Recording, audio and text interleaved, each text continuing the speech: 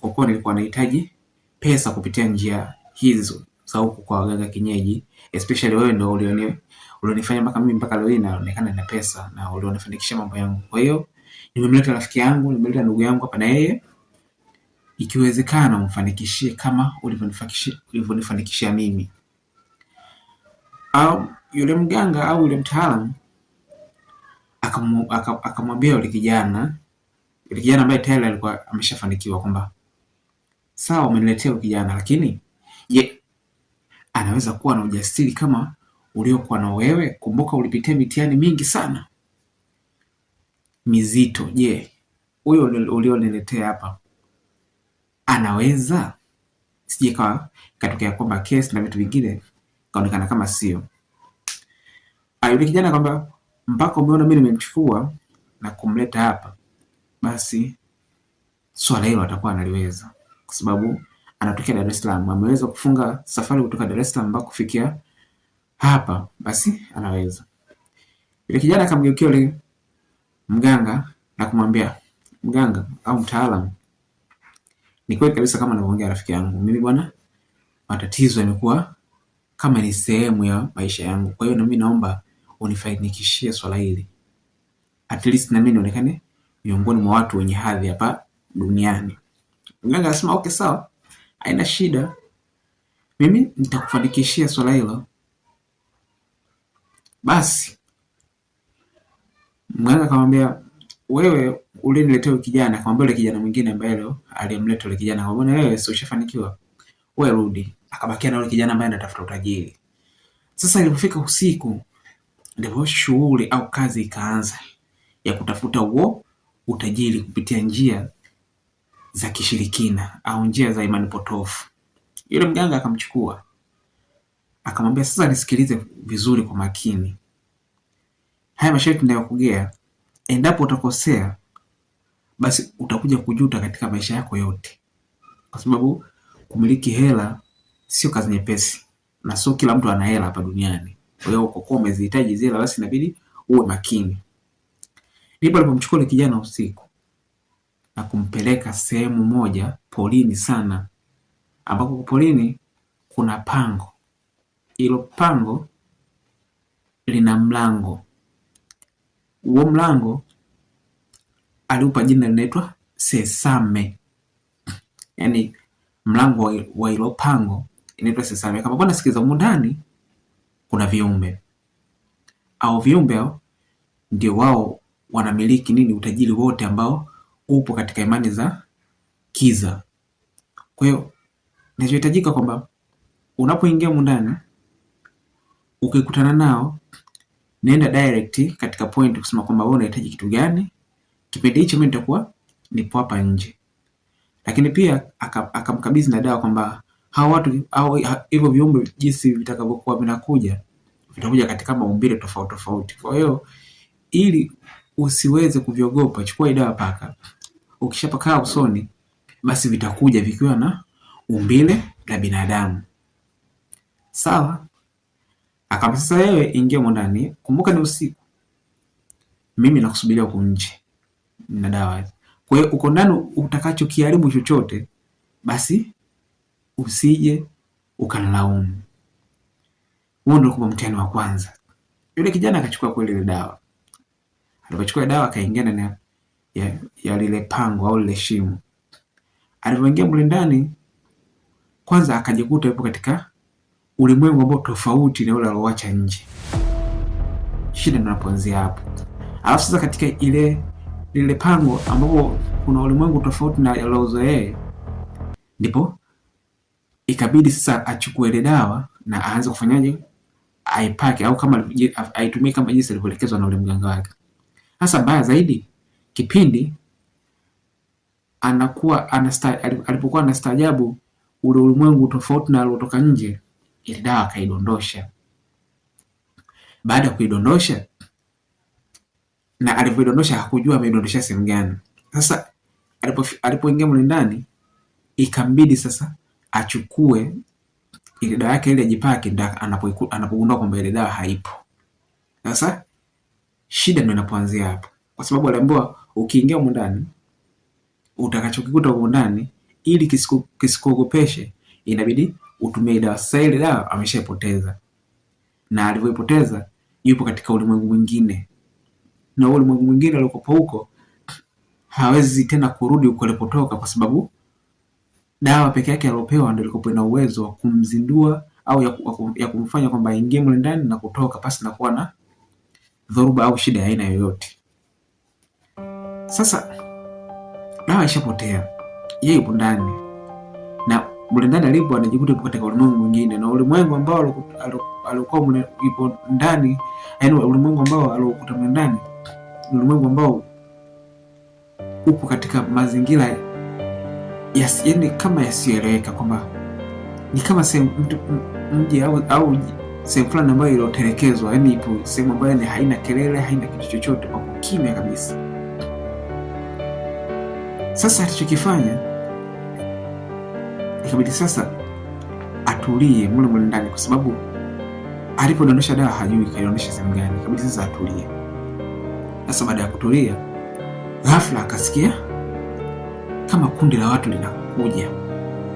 Kumbuka kaambia kwamba hao viumbe wanaoishi ndani wako tofauti na binadamu, kwa hiyo ili wasikuogopeshe waje katika maumbile ya kibinadamu inabidi pekee ile dawa. Sasa ile dawa ameshafanyaje?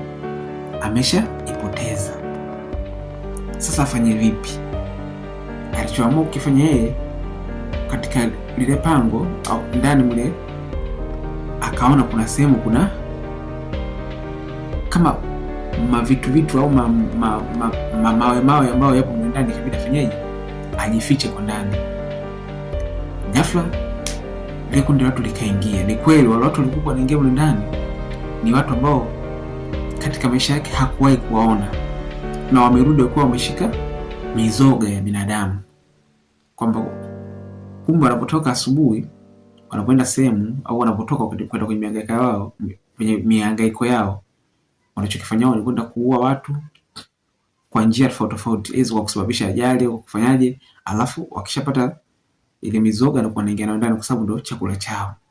Sasa alipoingia mle ndani, kumbuka ile kwa amejificha, akaona watu ambao ni majiant, ambao ni majitu makubwa, wengine wana mapembe, wengine wana macho matatu, wengine moja, wengine. Kwa hiyo ni watu ambao walikuwa katika muundo tofauti tofauti. Sasa yule kiongozi wa wale watu ambao waliingia mle ndani, alipoingia mle ndani akahisi mle ndani hakuko sawa, akafanya kama ananusa kushoto na kulia. Mwisho siku akapotezea, akaona kutakuwa pako vizuri, lakini alikuwa na wasiwasi. Sasa wakaenda katika sehemu zao ambao wanapaki ile mizigo yao, wakapaki vizuri ile mizoga ya binadamu. Lakini sasa kulikuwa na lile eneo lilikuwa lina partition tofauti, kila kwa ile kundi kubwa la watu lilivyoingia, wale watu ambao viumbe wao visivyokuwa na, yaani viumbe vya kutisha, walipoingia ndani wote wakawa wamejigawa katika sehemu tofauti, kwa sababu ile pango lilikuwa ni kubwa. Kwa hiyo kila mtu alikuwa ameenda katika eneo lake ambalo anapaswa yeye akae. Sasa kuna katoto cha wale viumbe alikuwa amekuja maeneo ambayo yeye yule jamaa alijificha, akawa anacheza pale. Sasa ghafla katika kucheza akamuona mtu. Alimuona yule mtu, kumbuka yule ni mtoto wa kijini. Alimuona yule mtu akawa sasa anamshangaa, yaani amekaa anamshangaa kabisa kwamba huyu kiumbe mbona kama sio jamii yetu. Akakaa kwa sekunde kadhaa, mwisho siku akatoka kama unavyojua akili za kitoto, akaenda katika meza walipokaa wazazi wao pale, ambao walikuwa tayari washaivisha vyakula vyao, wakawa sasa wanajiandaa kwenye kula. Lakini yule mtoto kipindi amekaa pale anakula, lakini anageuka eneo ambalo alipomuona yule kiumbe kibinadamu, anakula anageuka. Sasa wazee ile hali wakaistukia, kwa sababu mtoto anaangalia nini. Ikabidi sasa mmoja kati ya wale ainuke. Alipoinuka akaenda katika ile eneo, ndipo akagundua kuna kiumbe ambaye ni binadamu, na wao binadamu kwao ni chakula, kwa sababu wanatoka asubuhi wanaenda katika maeneo kutafuta hivyo viumbe au kutafuta watu kwa njia tofauti tofauti. Sasa leo hii yule mtu ameingia ndani yeye mwenyewe. Sasa hapo anafanyaje? Wakamuona, alipomuona wakamtoa, wakapiga kama uruzi fulani, yule kiongozi akapiga kama uruzi ili kuashiria kwamba watu wote au viumbe vyote vya ndani vitoke. Ili vifanyeje? Ili vije kuangalia kuna kitu gani kinaendelea. Sasa kweli viumbe vikatoka vyote, ndipo tumeona ule jamaa. Sasa ule jamaa kipindi wale viumbe wanakuja au wanatoka, yeye akapoteza fahamu, kwa sababu ule ni viumbe vibaya kuliko ile, alafu kwa jinsi vilikuwa vinamsogelea kwa wingi ule, akaona hapa cha msingi, yani akajikuta kama kalala, fahamu akapoteza. Wale wakamchukua yule mtu wakaenda kumweka katika maeneo ambayo mizoga inakaa, kwa sababu walijua tayari na yeye ameshakufa, amekuwa kama kajileta mwenyewe.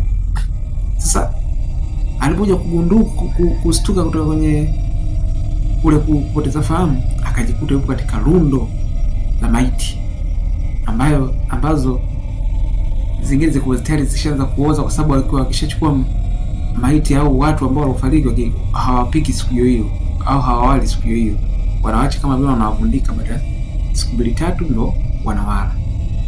Kwa hiyo akakuta kuna harufu mbaya, akakutana na maiti za ajabu ajabu. Sasa katika zile maiti ambazo zimekaa pale, kuna maiti moja ambayo ilikopo haina muda mrefu, kwa sababu ilikopo ndo walipoingia kuja kutoka katika utafutaji wao, wakaunda ile maiti ambayo hiyo maiti ilikuwa bado ina asili kama ya moto kwa mbali.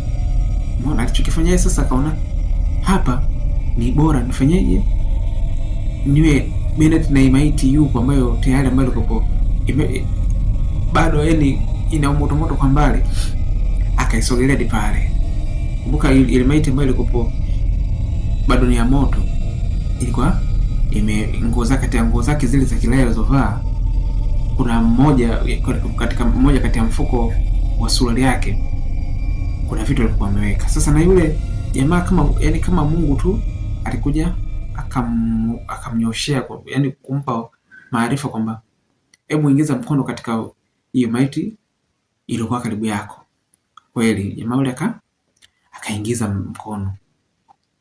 Baada ya kuingiza mkono ndani mule, akakutana na karatasi, alafu akakutana na kitabu kidogo na yani akakutana na karatasi, akakutana na kijitabu.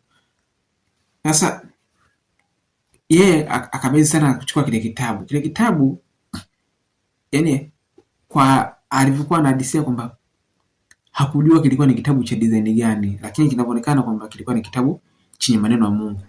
Sasa haijulikani kwamba ilikuwa ni Biblia au ilikuwa ni Qur'an, lakini akakishika. Alipokishika kile akawa kama kapigwa na shoti. Alipopigwa na shoti akajikuta amepoteza fahamu, kuja kukurupuka na akajikuta yupo pembezoni mwa bahari hii ya Hindi. Hasa pale tena kipindi alipojikuta pembezoni mwa bahari, akajikuta hana hata nguo. Sasa hapa tena wapi?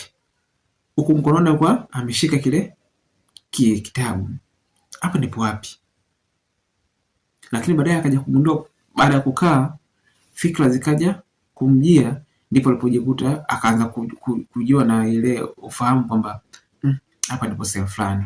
Na kumbukumbu kwa mara ya kwanza zile ambazo alizotoka nazo kule kwenye ile pango la ajabu zilikuwa zimepotea, ila alipokaa kwa muda kadhaa zile kumbukumbu zikarudi. Akajua kwamba mimi kweli nilikuwa sehemu fulani, nilipikwa na mtu fulani ili kwa ajili ya kutafuta kitu fulani ambao ni utajiri, lakini sasa hadi hapo nimetoka huku, basi kweli Mungu ananipenda. Alichokifanya, akakaa pale, wakapita Wasamaria wema, wakamvalisha nguo, wakampatia nguo, na alipotoka na pale akaenda kusimulia kwamba ni jinsi gani kilichomtokea, ni nini mpaka kufikia hatua kufikia pale katika bahari.